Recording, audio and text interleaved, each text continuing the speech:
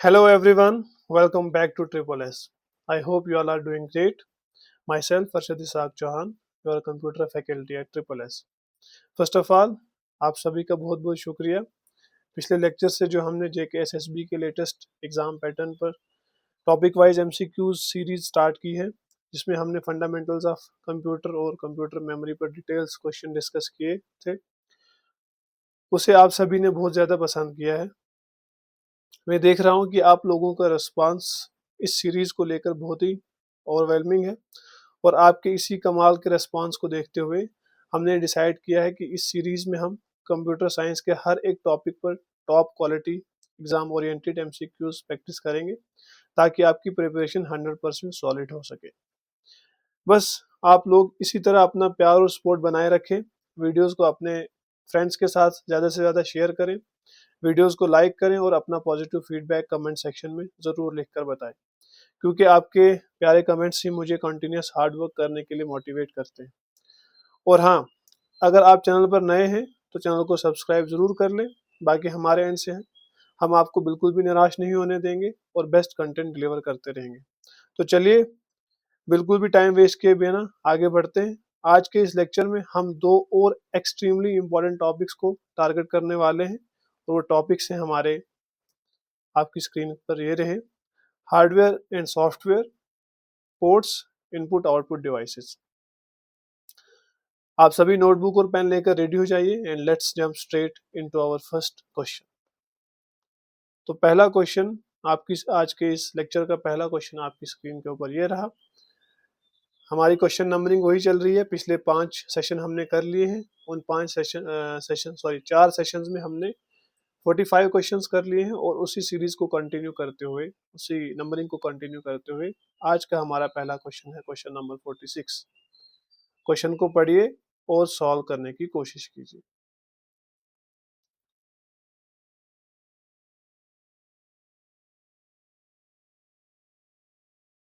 चलिए, आपने क्वेश्चन पढ़ लिया होगा, अब हम इसे सॉल्व करने की कोशिश करते हैं।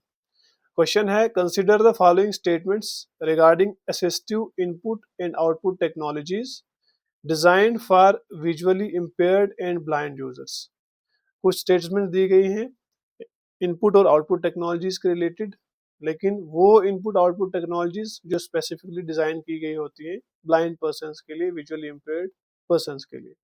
तो इनमें से हमें बताना है कि कौन सी स्टेटमेंट करेक्ट है। एक बात को आप याद रखिएगा कि हम आप सब लोग जो है, आपने इनपुट आउटपुट डिवाइसेस को डिस्कस किया होगा, पढ़ा होगा, ठीक।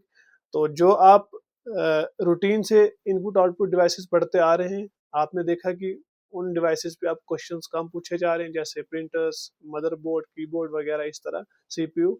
अब जो स्पेशलाइज्ड किस्म की इनपुट आउटपुट डिवाइसेस हैं, उन पे ज़्यादा क्वेश्चन पूछे जा रहे हैं। तो हमारा जो टारगेट होगा इस सीरीज में, हम उन क्वेश्चंस को ज़्यादा टारगेट करेंगे, उन टॉपिक्स को ज़्यादा टारगेट करेंगे, ठीक, जो एडवांस किस्म के टॉपिक हैं, जो आपको ट्रेडिशनल बुक्स में नहीं दिखेंगे, ठीक है। तो पहली स्टेटमेंट है, a refreshable braille display uses an array of electromechanical pins that dynamically raise and lower to represent braille characters corresponding to text on a computer screen। तो सबसे पहले आप हम इस क्वेश्चन को समझते हैं, इसमें इसका कॉन्सेप्ट समझते हैं। विजुअली इम्पेयर्ड यूजर्स के लिए स्पेशल हार्डवेयर और सॉफ्टवेयर बनाए जाते हैं, जिन्हें हम असिस्टिव टेक्नोलॉजीज कहते हैं। ब्रेल डिस्प्ले और एम्बोसर टेक्टाइल फीडबैक देते हैं, ठीक है, जबकि स्क्रीन रीडर्स जो हैं वो टेक्स्ट को ऑडियो स्पीच में कन्वर्ट करते हैं, ठीक। एनालॉग टीवी सिग्नल्स में नहीं, बल्कि स्क्रीन रीडर्स जो हैं वो टेक्स्ट को ऑडियो स्पीच में कन्वर्ट करते हैं। तो जो पहली स्टेटमेंट है वो बिल्कुल करेक्ट स्टेटमेंट है। इसमें पहली स्टेटमेंट में कह रहे हैं कि जो रिफ्रेशेबल ब्रेल डिस्प्ले है, ठीक है, इसमें छोटे छोटे पिन्स होती हैं जो स्क्रीन पर बदलते टेक्स्ट के साथ ऊपर नीचे होकर ब्रेल डॉट्स बनाते हैं। ब्रेल का मतलब हो गया डॉट्स, ठीक है। तो बिल्कुल पहली स्टेटमेंट बिल्कुल सही है। दूसरी स्टेटमेंट है, a braille embosser is an impact output device that punch raised tactile braille dots onto heavy paper stock, ठीक। तो ये स्टेटमेंट जो है, ये भी करेक्ट स्टेटमेंट है। ब्रेल एम्बोसर एक स्पेशल किस्म का प्रिंटर होता है, ठीक है, जो पेपर पर डॉट्स पंच करके फिजिकल ब्रेल आउटपुट निकालता है, ठीक है। तो ये स्टेटमेंट भी बिल्कुल सही स्टेटमेंट है। तीसरी स्टेटमेंट है स्क्रीन रीडर सॉफ्टवेयर जैसे कि NVDA, JAWS converts graphical screen information directly into analogue TV signals for optical enlargement. तो ये स्टेटमेंट इनकरेक्ट स्टेटमेंट है। जो स्क्रीन रीडर सॉफ्टवेयर्स होते हैं ये ग्राफिकल स्क्रीन इंफॉर्मेशन को एनालॉग टीवी वीडियो सिग्नल्स में कन्वर्ट नहीं करते, बल्कि ये टेक्स्ट टू ऑडियो में कन्वर्ट करते हैं। ठीक है, सो ये जो स्टेटमेंट है स्टेटमेंट थर्ड, ये इनकरेक्ट स्टेटमेंट है। So the correct option is, the correct answer is statement one and second are correct, so option A is the right answer. ये देखिए, ये हमारा जो है ब्रेल एम्बोसर होता है। ठीक है, दिस इज ब्रेल डिस्प्ले, समझ गए। और ये हो गया हमारे जो ब्रेल करेक्टर होते हैं, this is our Braille character, this is Braille printer and this is Braille display. आप इसमें देख रहे हैं एरे ऑफ डॉट्स है इसके ऊपर, और ये भी एरे ऑफ डॉट्स की फॉर्म में प्रिंट करता है इसके ऊपर, पेपर के ऊपर। चलिए क्वेश्चन नंबर 47 की ओर चलते हैं। इस क्वेश्चन को पढ़िए और सॉल्व करने की कोशिश कीजिए। आपने क्वेश्चन पढ़ लिया होगा, अब हम इसे सॉल्व करने की कोशिश करते हैं। क्वेश्चन है, in a virtual reality system VR system which combination correctly classifies the devices as input or output। Virtual reality system में हमें बताना है कि कौन सी कॉम्बिनेशन इन ऑप्शंस में से करेक्टली डिफाइन कर रही है, क्लासिफाई कर रही है इनपुट आउटपुट डिवाइसेस को। अब आप समझिए कि जो VR सिस्टम है, VR सिस्टम में हमारी बॉडी मूवमेंट को कैप्चर करना इनपुट होता है। ठीक है, वर्चुअल रियलिटी सिस्टम जो है उसमें जो भी हमारी बॉडी की मूवमेंट्स कैप्चर होती हैं उसे हम इनपुट की तरह देखते हैं, जैसे मोशन सेंसर्स वगैरह। और 3D वर्ल्ड को हमारी आंखों के सामने दिखाना वो आउटपुट होता है, जैसे हेड माउंटेड डिस्प्ले होती है जिनके लिए हम यूज करते हैं, HMD का यूज करते हैं किसके लिए, 3D वर्ल्ड को हमारी आंखों के सामने देखने के लिए, तो उसे हम इनपुट कंसिडर किया जाता है वर्चुअल रियलिटी सिस्टम। ठीक है, तो ऑप्शन ए है head mounted display, HMD input है और हैप्टिक ग्लव आउटपुट है। तो ये स्टेटमेंट ये ऑप्शन गलत है। मैंने अभी आपको बताया कि हेड माउंटेड डिस्प्ले का यूज किया जाता है किसके लिए, output, as an output device, और हैप्टिक ग्लव जो है वो एज एन इनपुट डिवाइस का यूज किया जाता है। So this is incorrect. Option B है motion tracker sensor is input and HMD is output. अभी मैंने आपको बताया कि हमारी बॉडी की मूवमेंट को कैप्चर करना is input in virtual reality system. ठीक, और HMD हेड माउंटेड डिस्प्ले जो हमारे सर पे लगाई जाती है, अभी मैं आपको दिखाऊंगा आगे, HMD हमारे सर पे लगाई जाती है जिससे हमें 3D वर्ल्ड का व्यू दिखता है, उसे आउटपुट कंसिडर किया जाता है। So this statement is correct statement. Haptic glove input only, motion sensor output only, ये भी गलत स्टेटमेंट है। और HMD output only, haptic glove input only, ये भी गलत ऑप्शन है। So option B is the right answer. ठीक है, ये भी आप देखेंगे, this is head mounted display. ठीक है, ये एज एन आउटपुट की तरह काम करता है क्योंकि इससे जो है हमें 3D वर्ल्ड का व्यू मिलता है। This is head mounted display.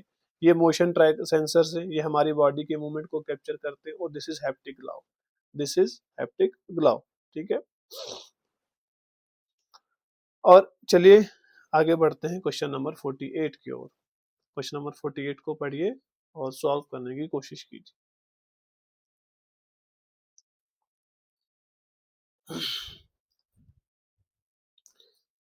चलिए, आपने पढ़ लिया होगा, अब हम इसे सॉल्व करने की कोशिश करते हैं। क्वेश्चन नंबर 48 है, observe the following specialised input and output devices used in accessibility and medical computer system. अब कुछ इनपुट आउटपुट डिवाइसेस जो हैं वो मेडिकल कंप्यूटर सिस्टम को एक्सेस करने के लिए उनका यूज किया जाता है। ठीक है, तो इनके बारे में जो स्टेटमेंट्स दी हमें बताना है कि कौन सी स्टेटमेंट करेक्ट है इन दी गई स्टेटमेंट्स में से। तो पहली स्टेटमेंट है सिप एंड पफ स्विच, एक an input device that allows mobility impaired users to send control signals to a computer using air pressure created by inhaling or exhaling into a tube। तो ये statement बिल्कुल correct statement है। ठीक है, SIP and puff जो एक ऐसी input device होती है जिसका यूज किया जाता है पैरालाइज्ड यूजर्स के द्वारा, किसके लिए? न्यूमेटिक एयर प्रेशर से कंप्यूटर कंट्रोलिंग सिग्नल्स को भेजने के लिए। ठीक है, इससे जो है ब्रेथ या सांस इनहेल एक्सहेल करने से जो है हमारा कंप्यूटर चलता है। ठीक है, इसका यूजुअली यूज किया जाता है किसके लिए? जो पैरालाइज यूजर्स होते हैं, जो जिनके हाथ पांव मूव नहीं कर सकते, जो व्हील चेयर्स पे होते हैं। ठीक है, तो इस तरह की डिवाइस, जिन डिवाइसेस का यूज किया जाता है किसके लिए? व्हील चेयर्स को कंट्रोल करने के लिए, कंप्यूटर चलाने के लिए with the help of breath, उन उस तरह की डिवाइसेस को हम सिप एंड पफ स्विच कहते हैं। तो ये इनपुट डिवाइस होती है। ठीक है, so this is correct statement. दूसरी स्टेटमेंट है screen magnifier, a hardware digitiser board that physically expands motherboard RAM registers. तो ये स्टेटमेंट इनकरेक्ट स्टेटमेंट है। स्क्रीन मैग्नीफायर जो है वो कोई फिजिकल मदरबोर्ड हार्डवेयर बोर्ड नहीं है, बल्कि एक एक्सेसिबिलिटी यूटिलिटी सॉफ्टवेयर होता है जो स्क्रीन के पिक्सल्स को इनलार्ज करके दिखाता है। ठीक है, तीसरी स्टेटमेंट है optical braille recognition, OBR, software that scans physical raised braille documents via a flatbed scanner and translates them into digital ASCII text। तो ये स्टेटमेंट करेक्ट स्टेटमेंट है। जो ओबीआर सॉफ्टवेयर है, OBR software flat bed scanner की मदद से paper पर बने रेज्ड ब्रेल डॉट्स को स्कैन करके डिजिटल टेक्स्ट में कन्वर्ट करता है। So this statement is also correct. So statement 1 and statement 3 are correct statement, so option B is the right answer. ठीक, चलिए आगे बढ़ते हैं। क्वेश्चन नंबर, ये देखिए, this is sip and puff, this is sip and puff. ठीक है, ये पैरालाइज्ड बंदा है। ठीक है, ये अपनी व्हील चेयर को कंट्रोल कर सकता है इस सिप एंड पफ स्विच की हेल्प से, इस कंप्यूटर को चला सकता है। ठीक है, this is screen magnifier software. समझ के क्वेश्चन नंबर 49, क्वेश्चन नंबर 49 को पढ़िए और सॉल्व करने की कोशिश कीजिए। चलिए, आपने पढ़ लिया होगा, अब हम इसे सॉल्व करने की कोशिश करते हैं। क्वेश्चन नंबर 49 है, modern high end virtual reality VR headsets incorporate formatted rendering to optimise graphical processing performance, which input hardware sensor is strictly required inside the headset to enable this technique। अब जो modern high end virtual reality headsets होते हैं, ठीक है, VR headset जो मैंने अभी आपको पहले दिखाया, उनके अंदर होती है फोवेटेड रेंडरिंग। फोवेटेड रेंडरिंग का मतलब हो गया एक ऐसी परफॉर्मेंस बेस्ड ग्राफिक टेक्निक जो कि ह्यूमन विजन को मिमिक करती है। ठीक, और एग्जैक्टली हमारे गेज के, हमारी नजर के सेंटर को रेंडर करते हैं। ठीक है, इस चीज को हम कहते हैं फोवेटेड रेंडरिंग। ठीक, optical sorry graphical processing performance को इम्प्रूव करने के लिए अब हमसे पूछा जा रहा है कि कौन सा hardware sensor, input hardware sensor जरूरत होता है उस हेडसेट के अंदर इस टेक्निक को इनेबल करने के लिए। ठीक है, तो उसके लिए यूज किया जाता है infrared high tracking camera sensor. ठीक है, एक ऐसी, दोबारा से बता देता हूँ, फोवेटेड रेंडरिंग एक ऐसी स्मार्ट टेक्निक है जिसमें जीपीयू सिर्फ उसी जगह को अल्ट्रा हाई क्वालिटी में रेंडर करता है जहां यूजर की आंखें देख रही है। ठीक, इसके लिए हेडसेट के अंदर आंखों की मूवमेंट को रियल टाइम ट्रैकिंग के लिए आई ट्रैकिंग सेंसर होना जरूरी है। ठीक है, so this option A is the correct answer. Option B है ultrasonic proximity distance sensor. Ultrasonic proximity distance sensor सिर्फ ये चेक करता है कि यूजर ने हेडसेट पहना है या नहीं। ठीक, आई मूवमेंट नहीं रीड कर सकता। सो ये ऑप्शन गलत है, इसलिए गलत है। तीसरा ऑप्शन है एक्सटर्नल लेजर बारकोड रीडर। ये इनकरेक्ट स्टेटमेंट है। बारकोड रीडर प्रोडक्ट्स के बारकोड स्कैन करता है, इसका वीआर ग्राफिक्स ऑप्टिमाइजेशन से कोई लेना देना नहीं। सो this is also incorrect. Option D है कैपेसिटिव फिंगरप्रिंट टच सेंसर। तो फिंगरप्रिंट सेंसर बायोमेट्रिक सिक्योरिटी के लिए होता है, आई डायरेक्शन ट्रैकिंग के लिए नहीं। सो this statement, this option is also incorrect. चलिए बढ़ते हैं क्वेश्चन नंबर 50 की ओर। क्वेश्चन नंबर 50 को पढ़िए और सॉल्व करने की कोशिश कीजिए।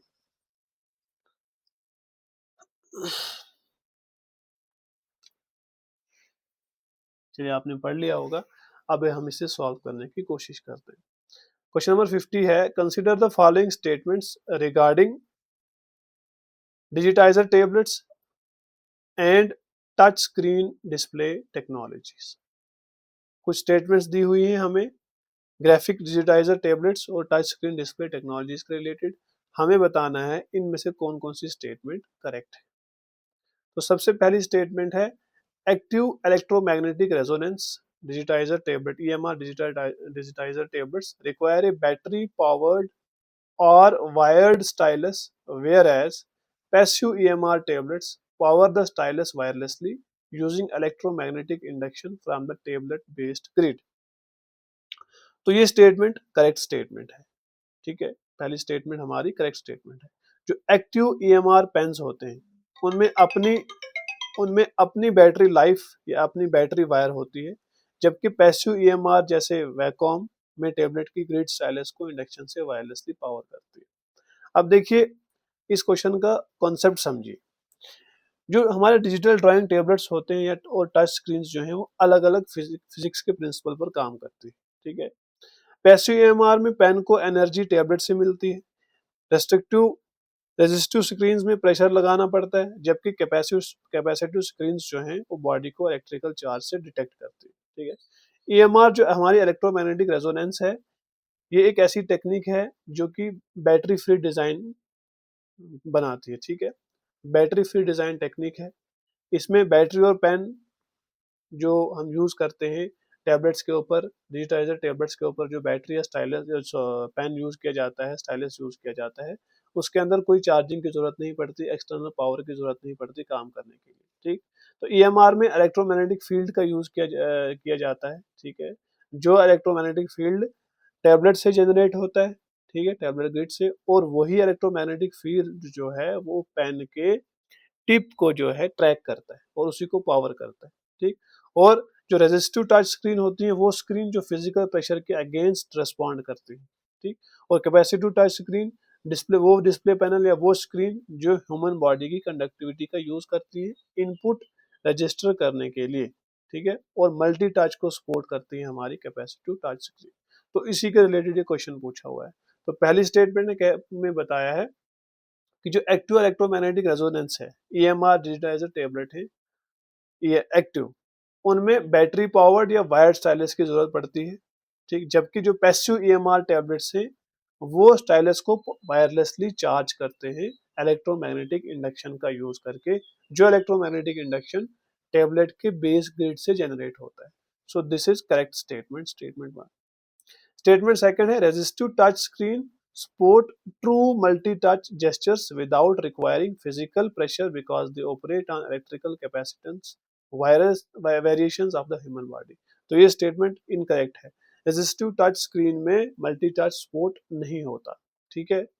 सो this is incorrect statement. Statement third है, projected capacitive touch screens detect touch through electrical property changes when a conductive object like a bare finger approaches the glass surface। This is बिल्कुल correct statement. जो P cap होती हैं projected capacitive screen हैं जो आजकल हमारे modern smartphones में use होती है, हमारी फिंगर के कंडक्टर इलेक्ट्रिकल फील्ड चेंज से टच को डिटेक्ट करती है और ये मल्टी टच को भी सपोर्ट करती हैं जो हमारी projective capacitive projected capacitive screens touch screens होती है, ठीक। so statement third is also correct।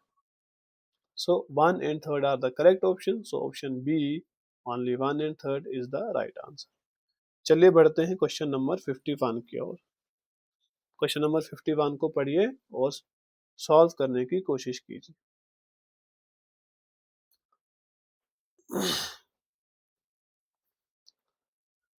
चलिए आपने क्वेश्चन नंबर 51 पढ़ लिया होगा, अब हम इसे सॉल्व करने की कोशिश करते हैं। क्वेश्चन नंबर 51 है, consider the execution modes of modern operating systems जैसे कि लिनक्स और Windows. What is the primary operational distinction between kernel mode या जिसे हम सुपरवाइजर मोड भी कहते हैं एंड यूजर मोड। हमें बताना है कर्नल मोड और यूजर मोड के बीच का डिफरेंस क्या है। अब आप कहेंगे सर कि ये क्वेश्चन तो ऑपरेटिंग सिस्टम का है, लेकिन आपको पता है ऑपरेटिंग सिस्टम सिस्टम सॉफ्टवेयर होता है और हमारा टॉपिक आज का सॉफ्टवेयर भी है, तो इसलिए ये क्वेश्चन यहाँ पे हम डिस्कस कर रहे हैं। ठीक, तो सबसे पहले आप इस क्वेश्चन के कॉन्सेप्ट को समझिए। ठीक है, कॉन्सेप्ट ये है कि सिस्टम क्रैश से बचाने के लिए ऑपरेटिंग सिस्टम सीपीयू को 2 लेवल्स पर चलाता है।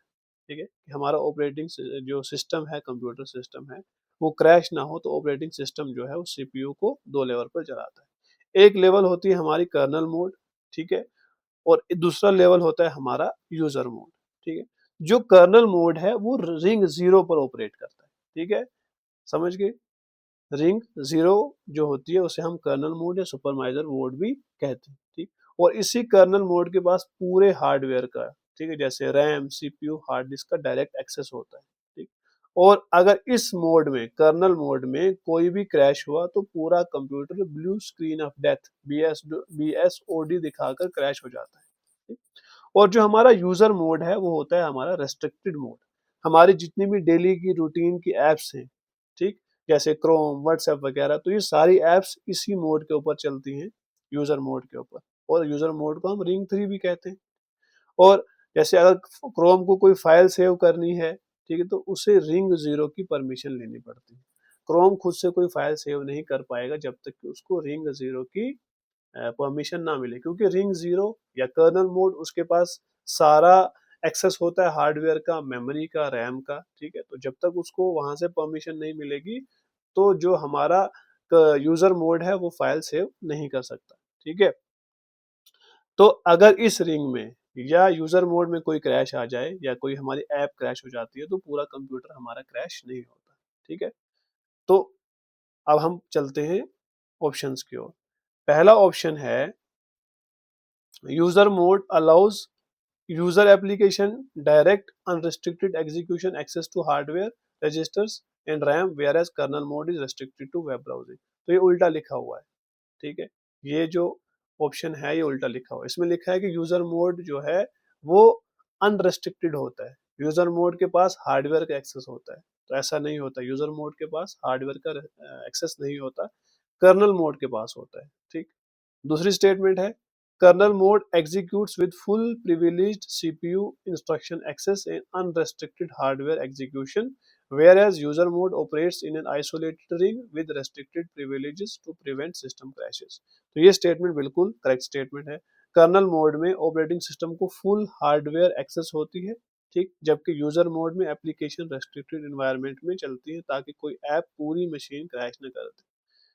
तीसरी स्टेटमेंट है kernel mode operates exclusively inside read only optical disc whereas user mode resides inside the CPU cache. ये फिजिकल हार्डवेयर लोकेशंस जैसे ऑप्टिकल डिस्क कैश का इशू नहीं होता, बल्कि सीपीयू एग्जीक्यूशन प्रिविलेज लेवल्स का कॉन्सेप्ट है। चौथा ऑप्शन है user mode handles device driver hardware interrupts whereas kernel mode executes user installed desktop application. तो ये भी इनकरेक्ट ऑप्शन है।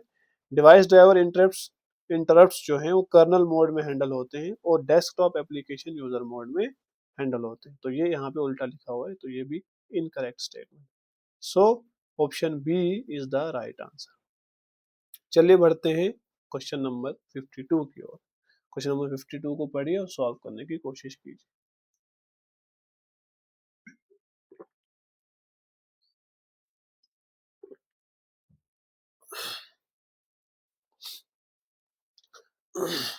चलिए, आपने क्वेश्चन नंबर 52 पढ़ लिया होगा, अब हम इसे सॉल्व करने की कोशिश करते हैं।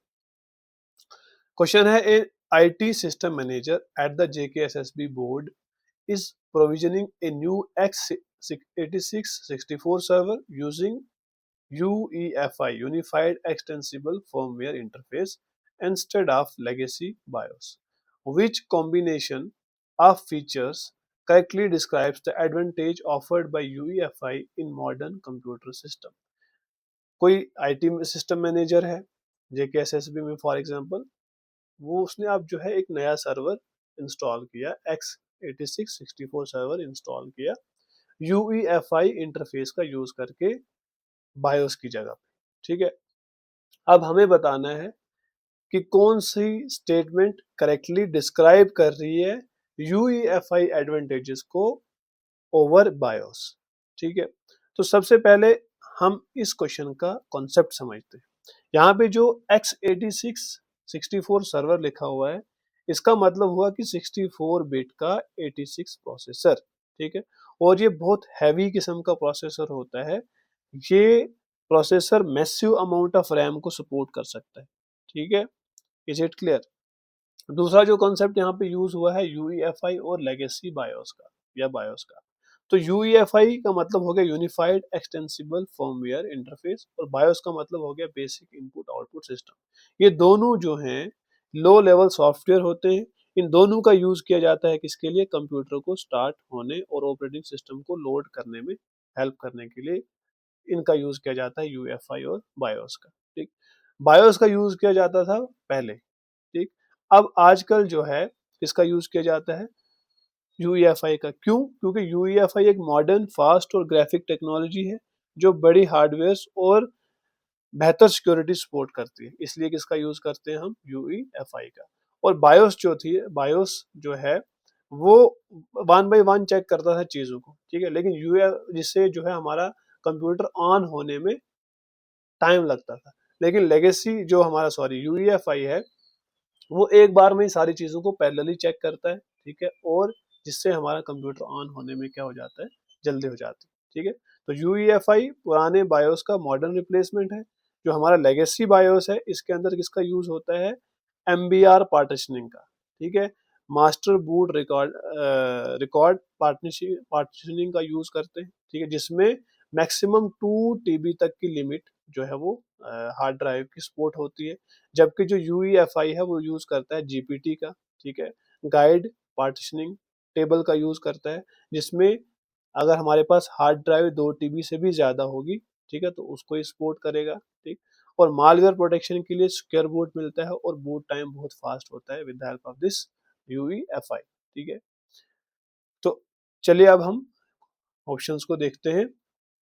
पहला ऑप्शन है support for drive partitioning, partition size greater than 2 TB using GPT GUID partition table, secure boot firmware validation and faster boot initialisation. तो बिल्कुल करेक्ट स्टेटमेंट है।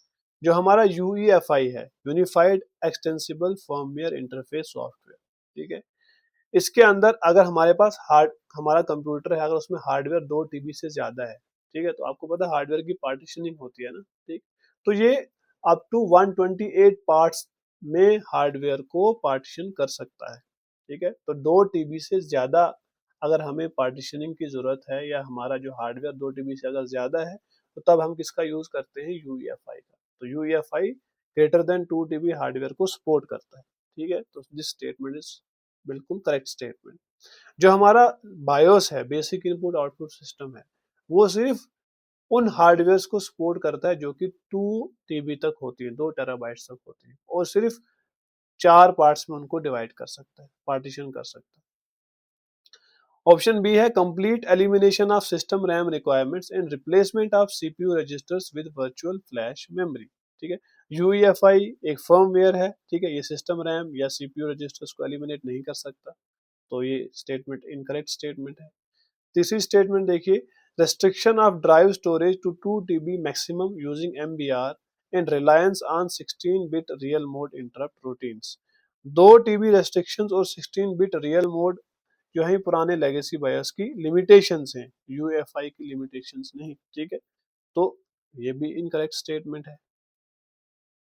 चौथी स्टेटमेंट है conversion of all system software from binary digital execution into analogue vacuum tube states, ठीक है। Vacuum tube states इस option का कोई लेना देना नहीं है इस क्वेश्चन के साथ, ठीक। तो ये ऑप्शन भी इनकरेक्ट ऑप्शन है। हमें बताना था एडवांटेज क्या है यूएफआई की ओवर बायोस।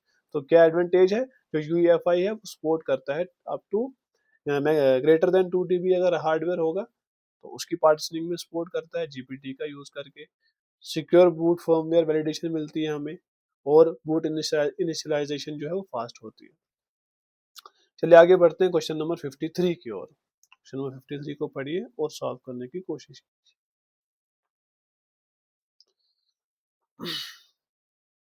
आपने पढ़ लिया आपने पढ़ लिया होगा। वेट ए मिनट, अब हम इसे सॉल्व करने की कोशिश करते हैं।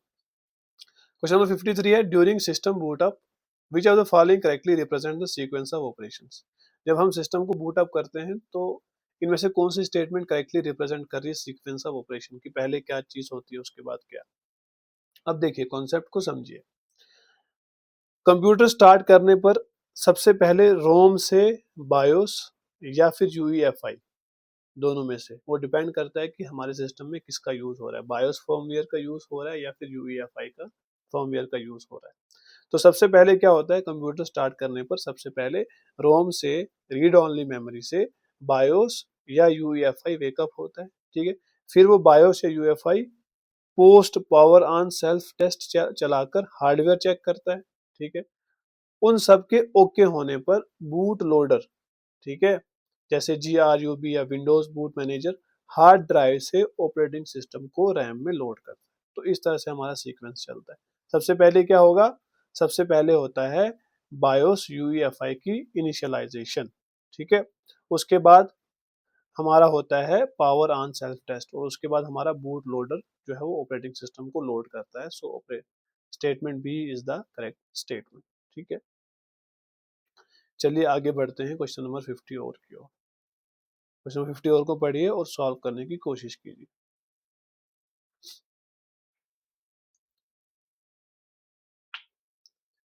चलिए आपने पढ़ लिया होगा, अब हम इसे सॉल्व करने की कोशिश करते हैं। क्वेश्चन नंबर 50 और है, what is the fundamental distinction between software governed by copyleft open source license such as GNU GPL and software released under a permissive open source license such as MIT or Apache। हमें बताना है fundamental distinction between इसके, वो software जिसे copy left open source द्वारा gone किया जाता है, देखा जाता है, और वो सॉफ्टवेयर जो permissive open source licence category के अंडर रिलीज किया जाता है। इन दोनों के बीच का हमें डिफरेंस बताना है, ठीक है। तो सबसे पहले आप कॉन्सेप्ट समझिए। जो हमारे ओपन सोर्स सॉफ्टवेयर लाइसेंसिंग है ना, लाइसेंसिंग, वो दो मेजर टाइप्स की होती है, ठीक है। एक होती है हमारी कॉपी लेफ्ट, ठीक है, जिसे हम शेयर अलाइक भी कहते हैं, और दूसरी जो टाइप होती है ओपन सोर्स सॉफ्टवेयर लाइसेंसिंग की, वो होती है परमिसिव। कॉपी लेफ्ट का मतलब ये हो गया कि अगर हम कोड मॉडिफाई कर रहे हैं किसी भी सॉफ्टवेयर का, तो हमें नया कोड भी ओपन सोर्स ही रखना पड़ेगा, जैसे लिनक्स जीपीएल वगैरह में होता है, ठीक है। हम किसी ओपन सोर्स सॉफ्टवेयर को उठाते हैं, हमने उसका कोड मॉडिफाई किया, लेकिन अब जो कोड मॉडिफाई कर लिया, हमें उस कोड को भी ओपन सोर्स ही रखना पड़ेगा, ठीक है। जो दूसरी कैटेगरी होती है लाइसेंसिंग की, वो होती है परमिसिव। इसमें इसका क्या मतलब हुआ कि हम कोड लेकर, हमने कोई कोड लिया जो ओपन सोर्स था ऑलरेडी, उसको लेकर उसे private closed source commercial software में कन्वर्ट कर सकते हैं परमिसिव लाइसेंसिंग के अंडर, ठीक है। तो ये हो गए दो टाइप किसके, ओपन सोर्स सॉफ्टवेयर लाइसेंसिंग के। तो इन्हीं दो टाइप्स के बीच का डिफरेंस हमसे पूछा हुआ है, फंडामेंटल डिफरेंस पूछा हुआ है, ठीक है। तो पहला ऑप्शन है, copyleft software allows developers to make modification without sharing source code, whereas permissive license forbid sharing, ठीक है। तो जो स्टेटमेंट 1 है ये इनकरेक्ट है, इसमें जो डेफिनेशन है उनको उल्टा कर दिया गया हुआ है, ठीक है। तो ये स्टेटमेंट इनकरेक्ट है। दूसरी स्टेटमेंट है, copyleft licence mandate that any derivative works or modified version must also be distributed under the exact same open source terms, whereas permissive licenses allows modified code to be incorporated into proprietary closed source software। अभी मैंने आपको बताया, ठीक है। ये statement बिल्कुल correct statement है, यही इसका आंसर है। जो कॉपी लेफ्ट लाइसेंस हैं, ठीक है, वो इस चीज को जरूरी करते हैं, ठीक है। इस चीज को इंश्योर करते हैं कि कोई भी वर्क, अगर हमने किसी ओपन सोर्स कोड से कोई भी काम किया, या उस ओपन सोर्स कोड का यूज करके हमने कोई नया कोड बनाया, उसको मॉडिफाई किया, तो हमें जो नया कोड बनाया उससे भी हमें ओपन सोर्स ही रखना पड़ेगा, ठीक है। और जो परमिसिव लाइसेंसेस हैं, वो इस चीज को अलाउ करते हैं कि अगर हमने किसी ओपन सोर्स कोड का यूज किया, अगर हमने यूज करने के उसको मॉडिफाई किया, तो हम उसे कमर्शियल सॉफ्टवेयर में बदल सकते हैं, ठीक है। This is the basic fundamental distinction between copyleft and permissive open source license, ठीक है। तो statement B is the right answer. Option C है, copyleft license strictly charge subscription fee while permissive licenses are exclusive shareware trial versions. तो open source licensing का paid subscription fee या shareware trial से direct correlation नहीं होता, so इसलिए ये statement क्या है, इनकरेक्ट है। स्टेटमेंट डी देखिए, permissive licenses can only run on Unix mainframes, whereas copyleft software is restricted to embedded microcontrollers. License types hardware architecture चाहे वो मेन फ्रेम माइक्रो कंट्रोलर पर डिपेंडेंट नहीं होते, तो इसलिए ये स्टेटमेंट भी क्या है, इनकरेक्ट स्टेटमेंट है। ठीक है, तो option B is the right answer. चलिए पढ़ते हैं क्वेश्चन नंबर 55 की ओर। क्वेश्चन नंबर 55 को पढ़िए और सॉल्व करने की कोशिश कीजिए।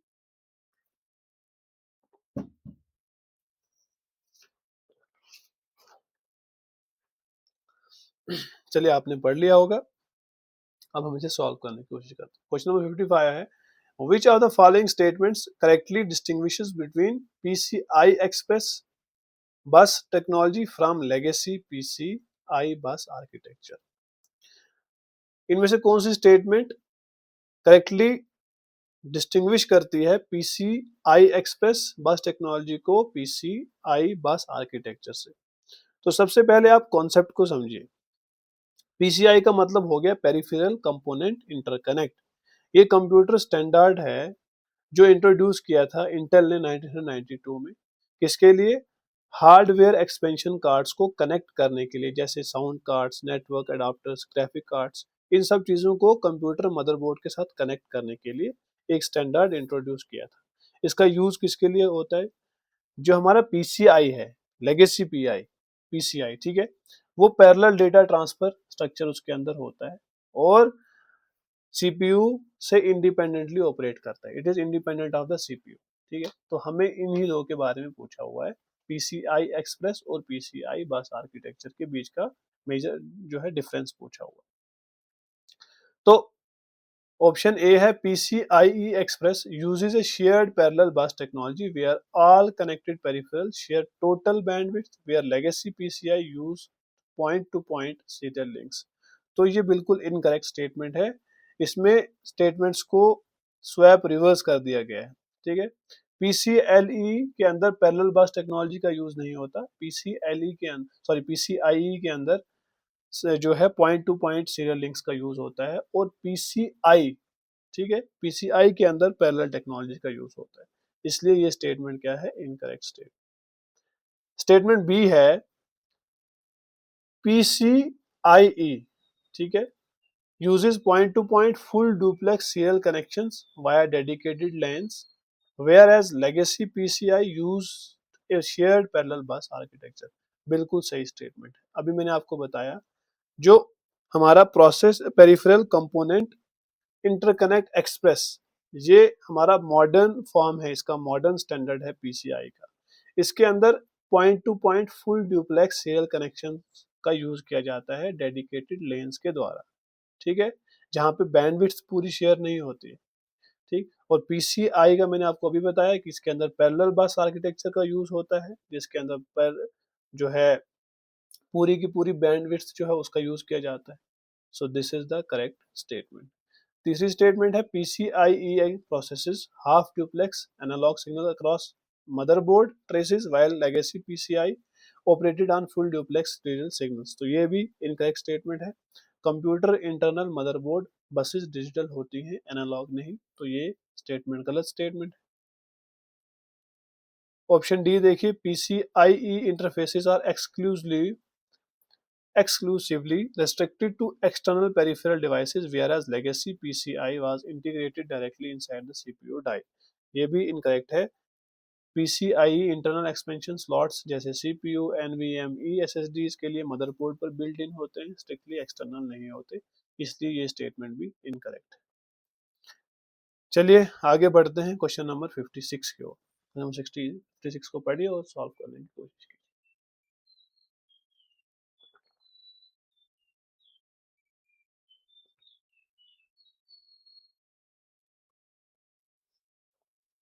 चलिए आपने पढ़ लिया होगा, हम इसे सॉल्व करने की कोशिश करते हैं। 56 है, in modern CPU instruction pipelining architecture the execution of an instruction is divided into sequential stages: fetch, decode, execute, memory access, write back. What constitutes if pipeline hazard in CPU instruction execution? कहता है कि जो हमारे modern CPU instruction pipelining architecture है, ठीक है, उसके अंदर इंस्ट्रक्शन की एग्जीक्यूशन को सीक्वेंशियल स्टेजेस के अंदर डिवाइड किया जाता है। मतलब जो हमारी इंस्ट्रक्शन है वो कैसे एग्जीक्यूट होती है, पहले फेच होगी, फिर डिकोड, फिर एग्जीक्यूट, फिर मेमोरी एक्सेस और फिर राइट बैक। ठीक। अब हमसे पूछा है कि इंस्ट्रक्शन एग्जीक्यूशन में पाइपलाइन हैजर्ड कब आता है। ठीक है, तो सबसे पहले आप कॉन्सेप्ट को समझिए। ठीक है, कॉन्सेप्ट हम सबसे पहले पाइपलाइनिंग को समझते हैं कि पाइपलाइनिंग क्या होती है। पाइपलाइनिंग एक ऐसी टेक्निक है जिसमें मल्टीपल इंस्ट्रक्शंस को ओवरलैपिंग मैनर में एग्जीक्यूट किया जाता है, ठीक, ताकि सीपीयू की स्पीड और थ्रूपुट जो है वो बढ़ जाए। ठीक है, इसमें एक इंस्ट्रक्शन के खत्म होने से पहले दूसरी इंस्ट्रक्शन का पहला स्टेप शुरू हो जाता है। ठीक है, अब होता क्या है, पाइपलाइनिंग में सीपीयू एक साथ मल्टीपल इंस्ट्रक्शंस को अलग अलग स्टेजेस में प्रोसेस करता है। ठीक है, लेकिन जब कोई अगली इंस्ट्रक्शन पिछली इंस्ट्रक्शंस के रिजल्ट पर डिपेंड करे या रिसोर्स बिजी हो तो पाइपलाइन को रुकना पड़ता है, और इसी डिले स्टॉल कंडीशन को हम क्या कहते हैं, पाइपलाइन हजार्ड कहते हैं। ठीक, इज इट क्लियर? तो अब हमसे वही पूछा हुआ है कि पाइपलाइन हैजार्ड कब होगा। तो पहली स्टेटमेंट देखिए, a situation where the next instruction can not execute in its designated clock cycle due to data dependencies, resource conflicts और ब्रांच जंप मिस प्रिडिक्शंस। तो ये बिल्कुल सही स्टेटमेंट है। पाइपलाइन हैजार्ड्स तीन मेन टाइप के होते हैं। ठीक है, डेटा हैजार्ड जिसे हम डेटा डिपेंडेंसी भी कहते हैं, रिसोर्स स्ट्रक्चर्ड हैजार्ड जिसे हम हार्डवेयर कॉन्फ्लिक्ट कहते हैं, और कंट्रोल ब्रांच हैजार्ड जिसे हम ब्रांच मिसप्रेडिक्शन कहते हैं। इसी वजह से इंस्ट्रक्शन अपने साइकिल में एग्जीक्यूट नहीं होती। तो इन्हीं तीन वजह से क्या होगा, पाइपलाइन हैजार्ड होता है। So this is the correct statement. Statement B है the physical overheating of system RAM slots when executing simple arithmetic additions. तो ये इनकरेक्ट है। सिस्टम रैम की फिजिकल ओवरहीटिंग एक थर्मल हार्डवेयर फेलियर है, प्रोसेसर आर्किटेक्चर का लॉजिकल हैजार्ड नहीं होता। तीसरी स्टेटमेंट है the automatic conversion of compiled software code into secondary backup optical storage. तो ये भी इनकरेक्ट स्टेटमेंट है। सॉफ्टवेयर कन्वर्जन का पाइपलाइनिंग या सीपीयू साइकिल एग्जीक्यूशन डिले से कोई रिलेशन नहीं है। So this is incorrect statement. Statement D देखिए, स्टेटमेंट डी है a failure of power supply unit PSU to deliver DC voltage to expansion bus slots. तो power supply unit PSU failure hardware power failure होता है, execution architecture problem नहीं होती। So this is incorrect. Pipelining hazard क्या होता है, हमारा execution architecture problem. ठीक है, चलिए आगे बढ़ते हैं क्वेश्चन नंबर 57 की ओर। क्वेश्चन नंबर 57 को पढ़िए और सॉल्व करने की कोशिश कीजिए।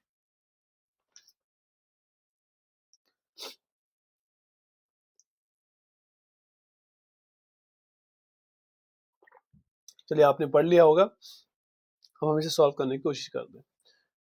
क्वेश्चन नंबर 57 है, which are the following statements about IO management techniques is are incorrect. इनमें से कौन सी statement input output management techniques की जो स्टेटमेंट दी है वो कौन सी करेक्ट है। तो सबसे पहले आप कॉन्सेप्ट को समझिए। सीपीयू और आई इनपुट आउटपुट डिवाइसेस के बीच कम्युनिकेशन के तीन मेजर मेथड्स होते हैं। कितने मेथड्स? तीन। एक होता है हमारा प्रोग्राम्ड इनपुट आउटपुट। इसके अंदर क्या होता है, सीपीयू बार बार चेक करता है। ठीक है। दूसरा होता है हमारा इंटरप्ट ड्रिवन आईओ। ठीक है, इसमें क्या होता है, डिवाइस रेडी होने पर सीपीयू सिग्नल या इंटरप्ट भेजता है। ठीक। और तीसरा होता है हमारा DMA, dynamic controller, directly memory और डिवाइस के बीच बल्क डेटा ब्लॉक सेंड करता है। इसमें सीपीयू फ्री रहता है। ठीक है, तो मैंने आपको बता दिया कि सीपीयू और आईओ डिवाइसेस के बीच कम्युनिकेशन के तीन मेजर मेथड्स। तो हमें उन्हीं के बारे में बताना है यहाँ पे कि कौन सी स्टेटमेंट करेक्ट है। तो प्रोग्राम्ड इनपुट आउटपुट में, इन प्रोग्राम्ड वाली स्टेटमेंट है, in programmed input output the CPU continuously polls the input output device status wasting CPU cycle. तो ये स्टेटमेंट बिल्कुल करेक्ट स्टेटमेंट है।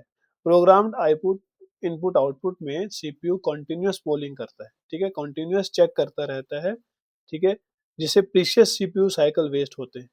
बिल्कुल करेक्ट स्टेटमेंट।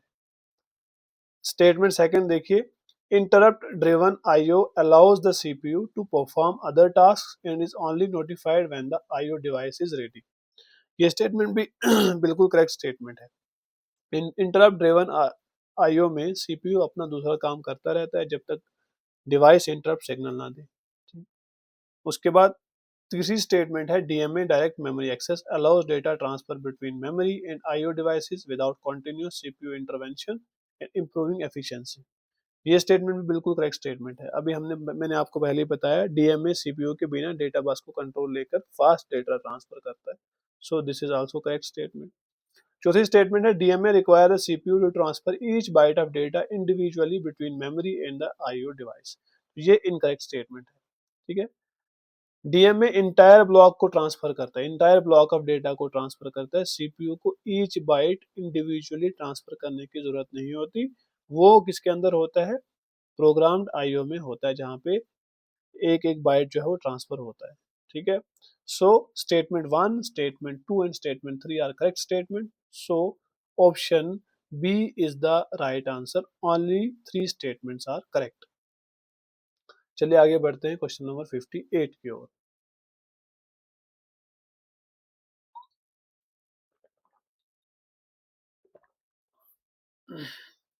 चलिए, आपने पढ़ लिया होगा, अब हम इसे सॉल्व करने की कोशिश करते हैं। क्वेश्चन नंबर 58 है, consider the following statements about computer ports.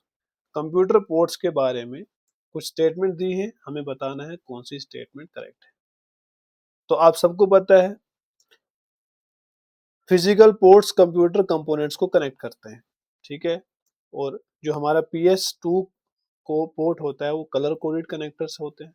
RJ45 है जो, वो इथरनेट नेटवर्किंग पोर्ट है। और HDMI सिंगल केबल से हम वीडियो प्लस ऑडियो दोनों पास कर सकते हैं। ठीक, तो हमें बताना है इन स्टेटमेंट्स के बारे में कौन सी स्टेटमेंट करेक्ट है। पहली स्टेटमेंट है, PS2 ports are colour coded, purple for keyboard and green for mouse. बिल्कुल करेक्ट स्टेटमेंट। ठीक है, PC99 स्टैंडर्ड के मुताबिक लेगेसी PS2 पोर्ट्स में पर्पल कलर जो है वो कीबोर्ड को डिटेक्ट करता है, और ग्रीन को जो कलर है वो माउस के लिए फिक्स कलर कोड होता है। ठीक है, जब हम माउस को कनेक्ट करेंगे, ठीक है, माउस को लगाएंगे तो ग्रीन कलर का जो ग्रीन कलर आता है, और कीबोर्ड को जब हम लगाएंगे तो हमारा पर्पल कलर आता है। उसके बाद दूसरी स्टेटमेंट है, an RJ45 port is use for connecting a computer to a telephone line for dial up internet. बिल्कुल इनकरेक्ट स्टेटमेंट है। RJ45 पोर्ट जो हमारा 8 पिन पोर्ट होता है, इसका यूज किया जाता है लैन इथरनेट नेटवर्क केबल के लिए होता है। डायल अप टेलीफोन लाइन के लिए हमारे पास छोटा पोर्ट होता है, दैट इज RJ11, ठीक, जो 4 या 6 पिन का होता है। तो ये स्टेटमेंट इनकरेक्ट है। तीसरी स्टेटमेंट देखिए, HDMI high definition multimedia interface transmits both uncompressed video and compressed uncompressed audio data. तो बिल्कुल सही है। HDMI का यूज किया जाता है, एक सिंगल डिजिटल केबल होती है जिससे हम अनकम्प्रेस्ड वीडियो और ऑडियो सिग्नल्स दोनों कैरी कर सकते हैं। ठीक, so statement 1 and statement 3 are correct statement. So option C is the right answer, 1 and 3 on. चलिए आगे बढ़ते हैं क्वेश्चन नंबर 59 की ओर।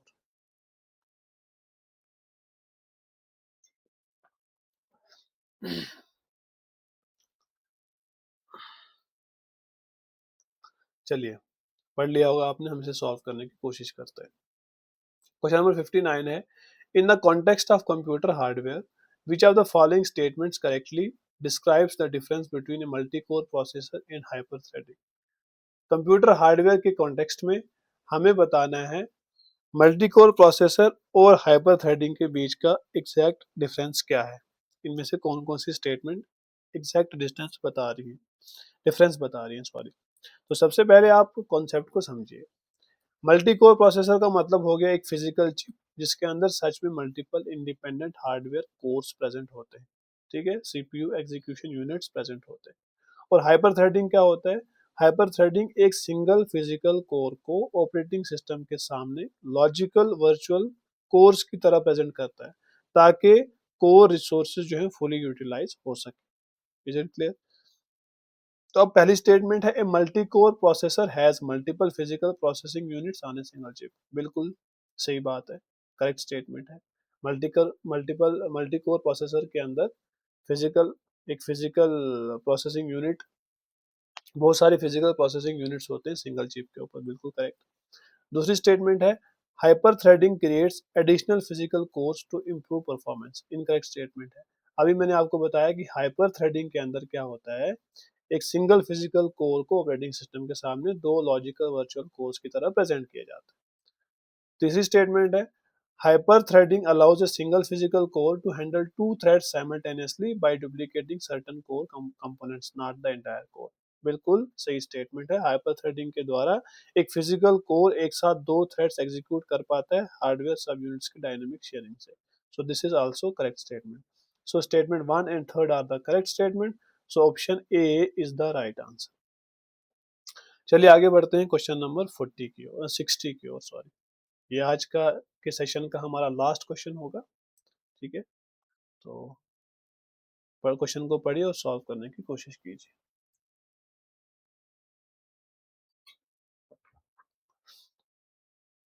चलिए आपने पढ़ लिया होगा, हम इसे सॉल्व करने की कोशिश करते हैं। क्वेश्चन है which are the following statements correctly describes interrupt handling in a computer system. इनमें से कौन सी स्टेटमेंट करेक्टली इस चीज को डिस्क्राइब कर रही है कि हम इंटरप्ट को कैसे हैंडल करते हैं कंप्यूटर सिस्टम के अंदर। तो सबसे पहले आप कॉन्सेप्ट को समझिए। इंटरप्ट सीपीयू को अर्जेंट वर्क हैंडल करने के लिए ब्रेक देता है, ठीक है। इंटरप्ट क्या करता है, इंटरप्ट का काम होता है सीपीयू, अगर कोई सीपीयू के पास अर्जेंट वर्क है तो उसे हैंडल करने के लिए वो सीपीयू को ब्रेक दे देगा, ठीक है। तो सीपीयू क्या करता है, फिर करंट प्रोग्रेस को रैम में सेव करता है, जिसे हम कॉन्टेक्स्ट सेव कहते हैं, और इंटरप्ट सर्विस रूटीन चलता है आईएसआर, और वापस फिर उसी स्पॉट से रिज्यूम होता है वो काम जो कि उसने वहां पे सेव कर रखा था, ठीक है। तो अब पहली स्टेटमेंट है interrupt is a signal that temporarily halts the CPU's current process to attend to a higher priority task। बिल्कुल सही बात है। इंटरप्ट एक सिग्नल होता है जो सीपीयू के करंट प्रोसेस को टेम्परेली रोक देता है अगर कोई हाई प्रायोरिटी टास्क सीपीयू के पास आ जाए। तो this is correct statement. Statement second है after service in interrupt the CPU resumes the interrupted process from the exact point it was paused using saved register context information। तो बिल्कुल सही statement है ये भी। टास्क स्विच से पहले program counter और रजिस्टर स्टेट सेव होती है ना, हमारे प्रोसेस टेबल के अंदर, ताकि आईएसआर कंप्लीट होते ही एग्जैक्ट पॉज लाइन से एग्जीक्यूशन रिज्यूम हो सके। तो this is also correct statement. Statement third है hardware interrupts and software interrupts originate from the same source and are handled identically by the CPU। ये incorrect statement है। Hardware interrupts external physical device जैसे mouse keyboard से आते हैं, जबकि software interrupts जिन्हें हम सिस कॉल्स भी कहते हैं, ट्रैप्स भी कहते हैं, ये internal software instructions, example divide by zero, system call, इस तरह से जनरेट होते हैं। तो दोनों के ट्रिगर्स और हैंडलिंग फ्लो अलग अलग होते हैं। सो this is incorrect statement. So statement 1 and statement 2 are the correct, so option A is the right answer। so yeah, that was all for today। और ये मैंने आंसर की भी लगा दी हुई है। moreover you can ask me your doubts on my Instagram also, ठीक है। और do give me your positive feedback in the comment section। और बिकॉज आपका कमेंट्स बहुत ज़रूरी है, आपका फीडबैक बहुत ज़रूरी है। आपका फीडबैक, आपके कमेंट्स जो है मुझे मोटिवेट करते हैं, ठीक, ताकि मैं और ज़्यादा हार्ड वर्क कर सकूं और ज़्यादा आपके लिए अच्छे क्वेश्चंस जो हैं वो लाऊं। नेक्स्ट सेशन में हम इस सीरीज़ को कंटिन्यू करेंगे। आपके एग्ज़ाम की डेट भी आ चुकी है फाइनेंस अकाउंट असिस्टेंट की। सो इस सीरीज़ के साथ बने रहें, इस सीरीज़ को, इस वीडियोज़ को शेयर करें, ठीक है। और कमेंट्स करें, अपने पॉजिटिव फीडबैक्स दें, और बताएं if there is any room for improvement, तो मैं उस पर काम करूँगा। एंड एक चीज़ याद रखिए कि हम इस सीरीज़ के अंदर उन कॉन्सेप्ट्स को टच कर रहे हैं जो कॉन्सेप्ट्स मोस्टली क्लासेस के अंदर नहीं डिस्कस किए जाते, ठीक है। जो जिन कॉन्सेप्ट्स के ऊपर क्वेश्चन पूछे जा रहे हैं आजकल, ठीक है, जो रूटीन से आप कंप्यूटर पढ़ रहे हैं, ठीक है, तो वो तो आप पढ़ ही रहे हैं, है ना, वो आपका बेसिक है, वो आप पढ़ ही रहे होंगे। जो एडवांस कॉन्सेप्ट है हम उन कॉन्सेप्ट्स के ऊपर क्वेश्चन करते हैं यहाँ पे, और साथ-साथ में आपको कॉन्सेप्ट्स भी मैं समझाता जाता हूँ, ताकि जिन लोगों ने भी वो चीज़ें नहीं पढ़ी हैं, तो वो क्वेश्चंस के साथ-साथ में वो चीज़ें भी रिवाइज़ हो जाएँ उनकी, ठीक है? तो till then take care, bye bye, meet you in the next session and once again do like the session, comment करें अपने, ठीक? और इसकी जो पीडीएफ है वो आपको ट्रिपल एस टेलीग्राम चैनल पे मिल जाएगी। Make sure to follow triple S telegram channel और आप ट्रिपल एस के बाकी प्लेटफॉर्म से भी जुड़ सकते हैं, इंस्टाग्राम से, ठीक है?